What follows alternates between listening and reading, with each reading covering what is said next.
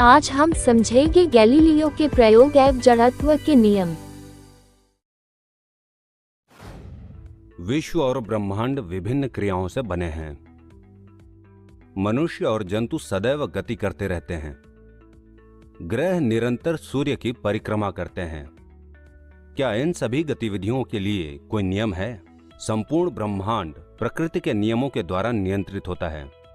इतिहास में भौतिक शास्त्रियों ने इसके पीछे के विज्ञान को समझने के लिए बहुत अधिक मेहनत की। चलिए विज्ञान के इतिहास में माइलस्टोन प्रयोगों में से एक पर चर्चा करते हैं। गैलीलियो ने आनत तल पर पिंड की गति के संबंध से जाना कि जब एक पिंड आनत तल पर नीचे की ओर लुढ़कता है तो इसके वेग में वृद्धि होती है, अर्थात पिंड त्वरित होने लगता है, अर्थात v2 बड़ा है v1 से।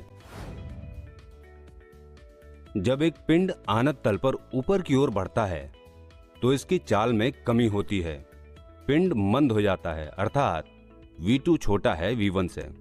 इन दोनों निरीक्षणों से गैलीलियो ने निष्कर्ष निकाला कि यदि कोई पिंड घर्षण रहित क्षैतिज तल की ओर सतह पर गति कर रही है तो इसकी चाल में कोई परिवर्तन नहीं होगा और इसे नियत वेग से गतिमान रहना चाहिए। गैलीलियो ने दो आनत तलों पर नगण्य घर्षण के साथ भी प्रयोग किया और ये जाना कि यदि एक पिंड को मुक्त रूप से आनत तल से बिना धक्का दिए नीचे की ओर लुढ़कने दिया जाता है तो ये दूसरे आनत तल पर उसी ऊंचाई तक जाएगा। मान लीजिए कि आनत कोण तिरछे समतलों से बने हैं जिनकी सतह क्षैतिज है और दोनों आनत तल एक समान हैं, अर्थात θ2 θ1 के बराबर है। दोनों आनत तलों पर तय की गई दूरी बराबर है, अर्थात d2 बराबर d1। पहले तल के आनत कोण को नियत रखते हुए यदि दूसरे तल का आनत कोण कम होता है तो पिंड उसी ऊंचाई तक पहुंचने के लिए अधिक दूरी तय करेगा जहां इसे छोड़ा गया था, अर्थात d2 d3 से कम है और hi hf के बराबर है जब θ3 θ2 से कम है।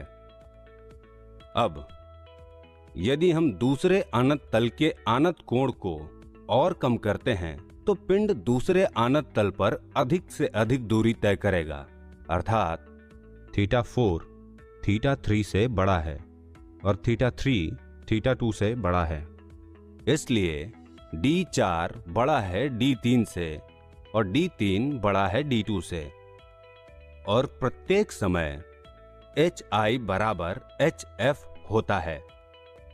इन प्रेक्षणों से प्रेरित होकर गैलीलियो ने एक वास्तविक अनुमान लगाया।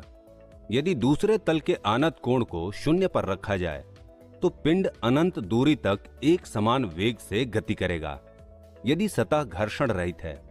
इस स्थिति को आदर्श स्थिति माना जाता है। यदि कार्यरत परिणामी बल शून्य है तो विराम में स्थित कोई पिंड विराम पर ही रहेगा और एक समान वेग से गतिमान पिंड एक समान रूप से गतिमान ही रहेगा।